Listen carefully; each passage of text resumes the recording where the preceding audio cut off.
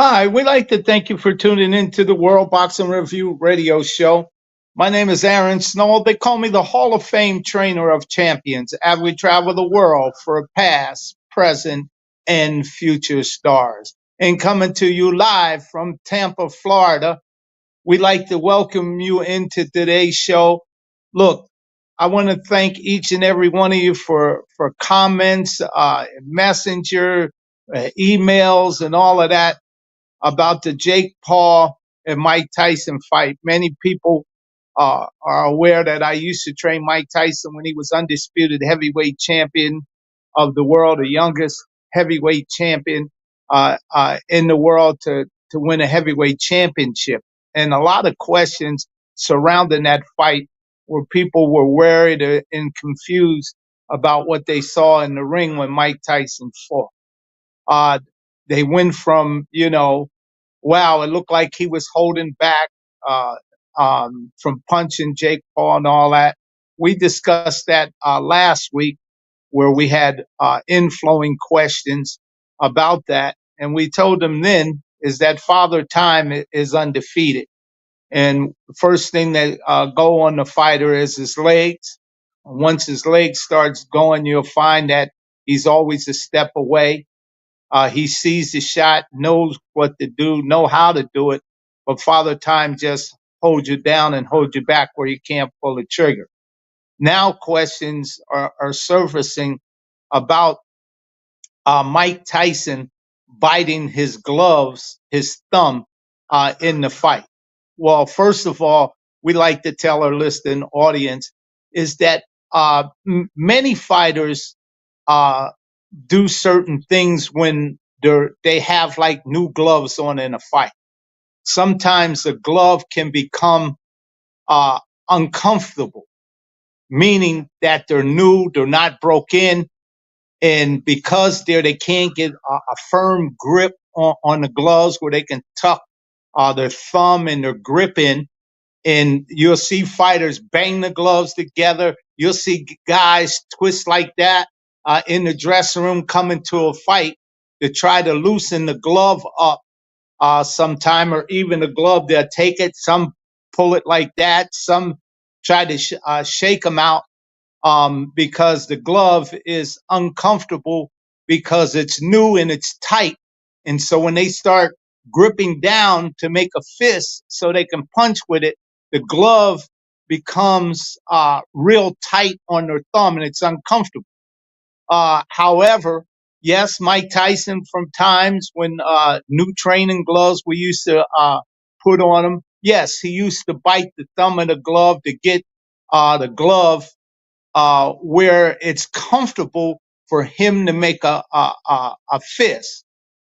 Great punchers have to have their hands right and the gloves have to be right on them too, so they can make a firm grip so their hands don't get broke if they land the punch.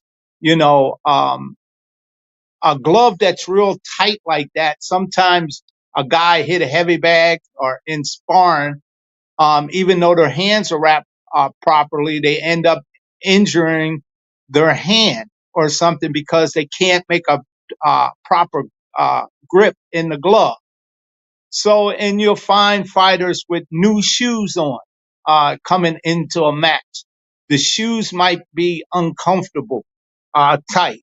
So we all the time tell guys that, before, this new stuff you put on, make sure you wear them around for a few days and make sure that they're loosened up. They have the right feel for you. So when you go in and fight, you won't experience that in the fight from twisting and turning and the equipment feels excellent. Or you'll see fighters with new trunks. The trunks may not fit properly. They might raise up or start falling down. You see fighters start trying to adjust their new cups and all of that in the ring, making this kind of a motion when they're in the bout.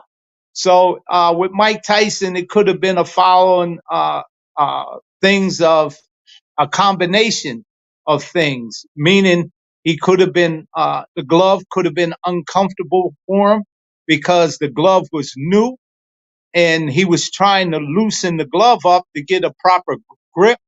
And by doing that, you know, you could get nervous. Not nervous, you just start thinking real hard. Is because a lot of things are happening to you because you're trying to get the glove right so you can whack a guy without hurting your hand. So some of those things could have been happening to Mike Tyson. But, you know, Mike Tyson is the one that don't like to complain much or say much or make any excuses about him and the way that he performs.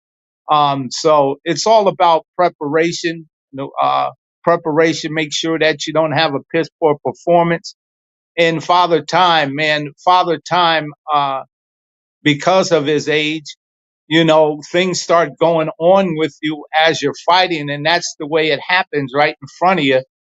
Guys' minds may start to drift because of the new things going on with your body that you never experienced before in a fight. So that's why a lot of times with older fighters, you have to talk to them in training about things that they may experience in a fight, and hopefully that if it shows up in a fight, how do you overcome certain things like that when you're an older fighter? But Father Time grips us all, and it will grab a hold of you, and it won't let you go. So, but you know, as that fiasco is coming to an end, people are still talking about that fight, and it shows you the magnitude of that fight. And some people were saying, well, it looked like Mike Tyson took a dive. Man, let me tell you what, Mike Tyson's ego won't let him do that. You know, he's a real warrior. And when he loses, he takes his losses just as well as his win like a real champion and a real man.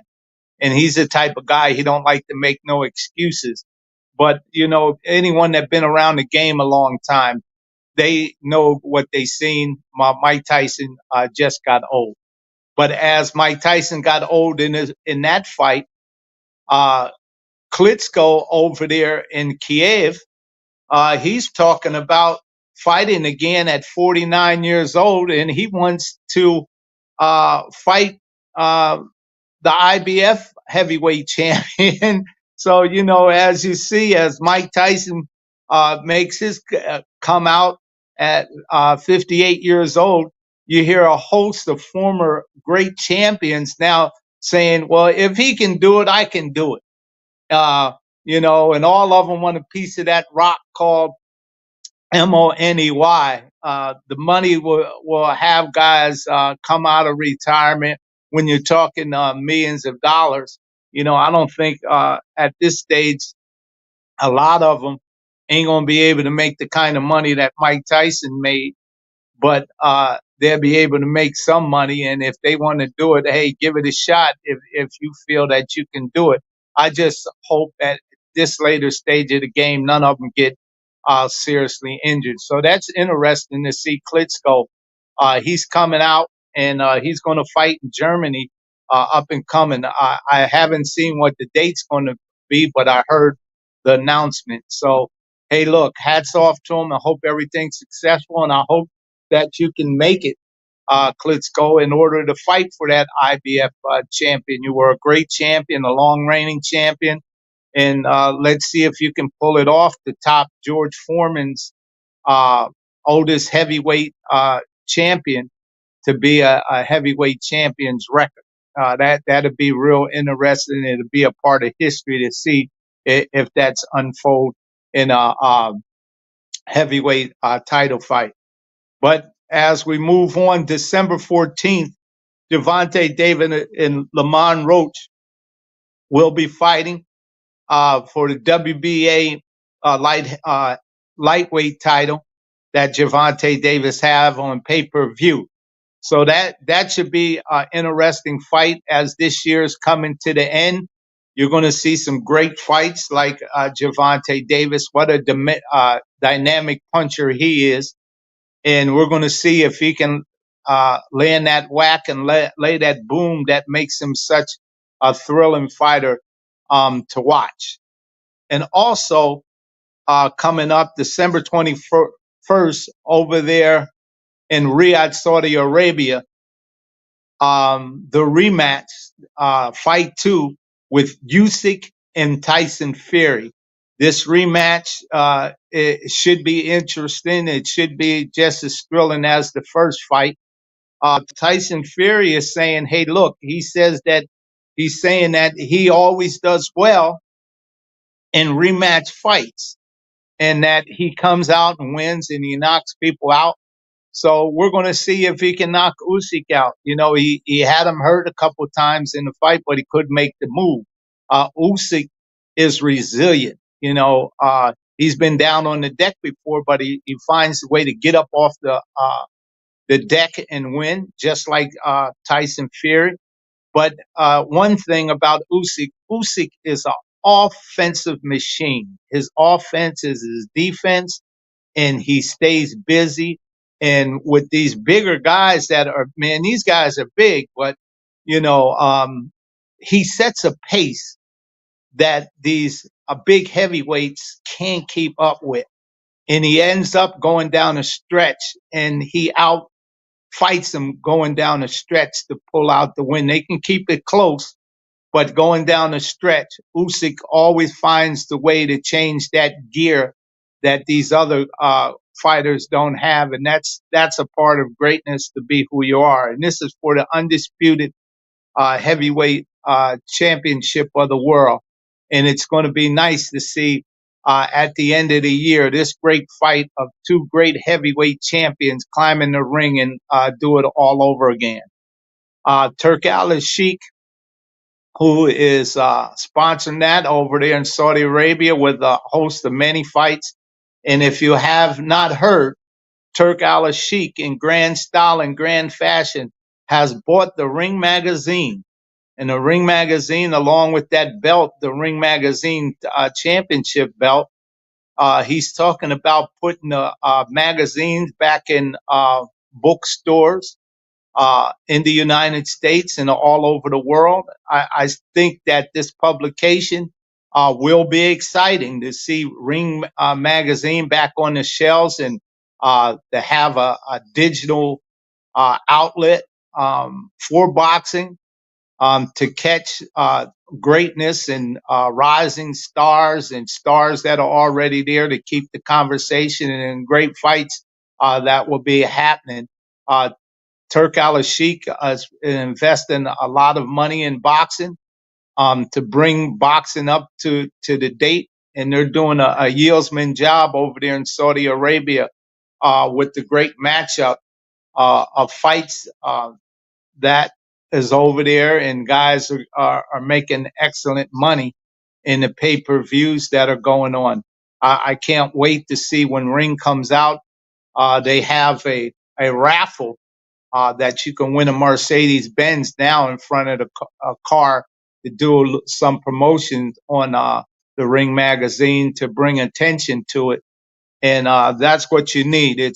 What it used to be with Nat Fletcher, and when he founded the Ring magazine and published that for a long, long time. What a great boxing magazine it was with record books and all of that. And let's see if Turk Al-Sheikh, as he's done with all of these great heavyweight matchups and fighters that for the big fights in this age he has put together. Let's see if he can put together Ring magazine to make it that outstanding magazine that it used to be. And let's see if that Ring belt that goes along with that Ring magazine, let's see if he can bring that back into tuition for the undisputed guys. I think that would be simply amazing if he can bring that Ring magazine for the undisputed champions and make it something special when it comes to Ring magazine. You know, the WBC and the WBA and the IBF in the WBO. Without a question, those organizations are fine organizations and not limited to them. But when a guy comes undisputed, since Turk Al-Sheikh is putting, maybe he can put it all together with those organizations for that, for those champions to represent that belt for the ring, and only the undisputed champions would get that belt in this era, would make it second to none for what they're doing, and it still wouldn't hurt anybody. But all their titles would be on the line with that undisputed ring belt. That's just a fruitful thought. It's the way that I see things that may have worked from being in boxing for a long time and having fighters winning those championship belts and having undisputed champions. So that might come to fruition.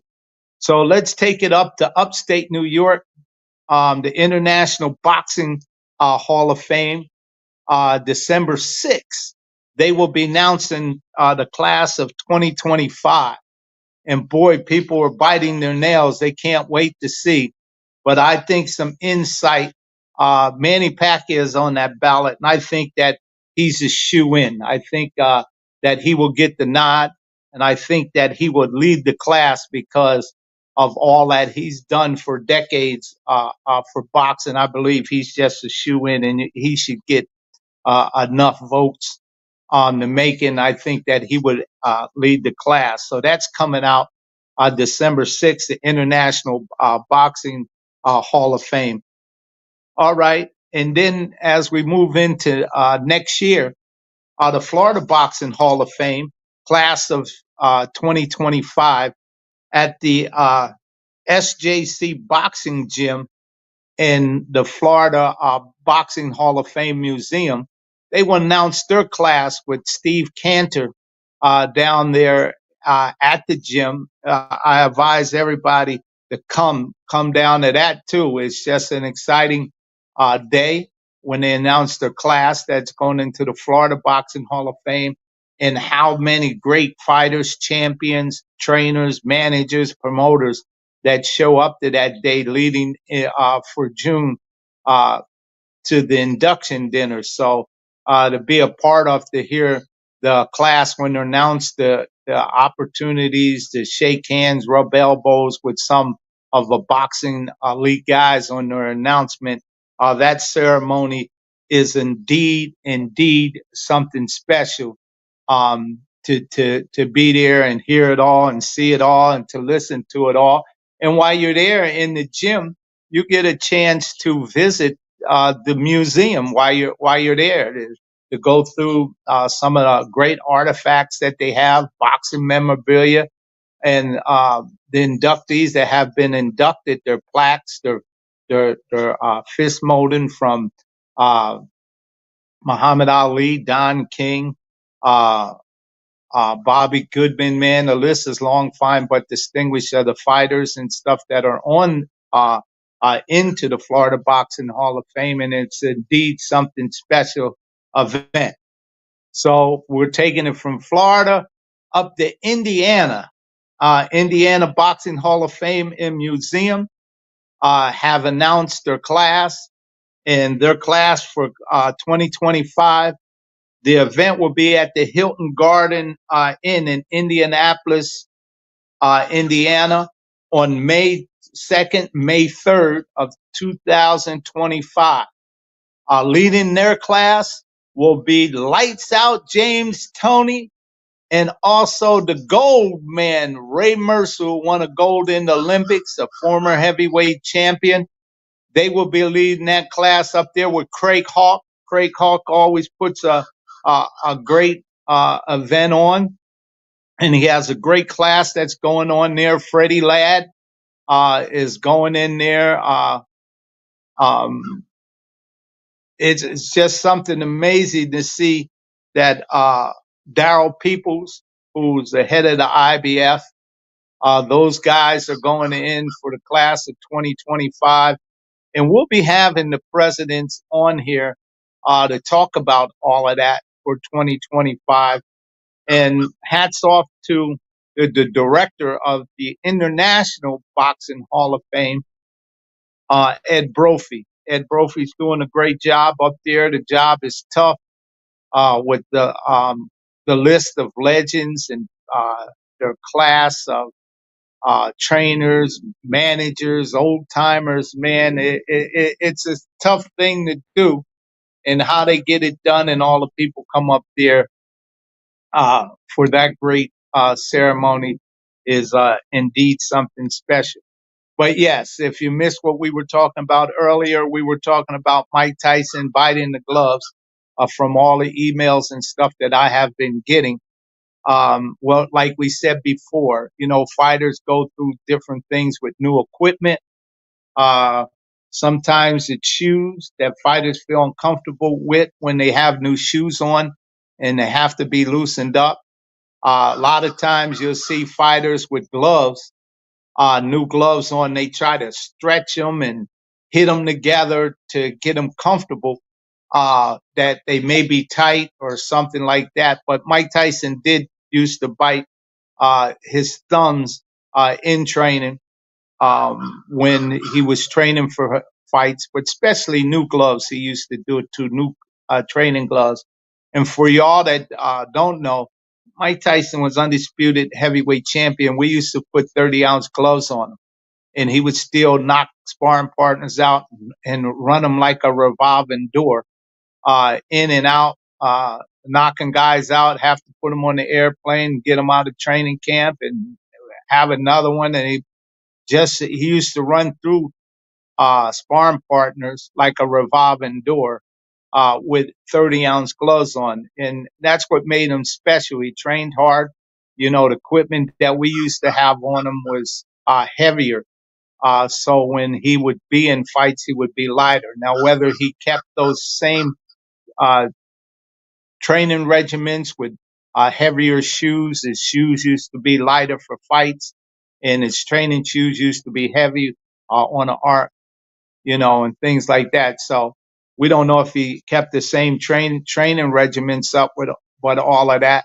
But yeah, when the gloves are uncomfortable, yes, he was probably going through a lot in the fight at his age. He was probably started experiencing things in the fight with his legs. When fighters start doing that, they start questioning things, overthinking, gets them to be nervous because all of this is something new to them.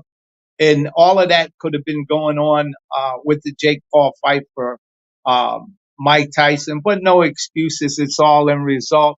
Hey, Mike, you did a great job at 58 years old, 22 million guaranteed, man. Hey, thank you for the entertainment and people seeing how great you are to bring all of those people to Netflix platform that crashed. And many people had glitches in the system. You messed it up like you used to do back in the day. You drive people to these sites and things like that. And Mike Tyson, you're the man at 58 years old to still be able to the thrill people or to entertain people that you are able to do is God sent and God bless, man. And keep up the good work and uh, feed your family well, bro. God bless you. Hey, look, we'd like to thank you for tuning in to the World Boxing Review radio show. My name is Aaron Snowell. They call me the Hall of Fame trainer of champions as we travel the world for past, present, and future stars.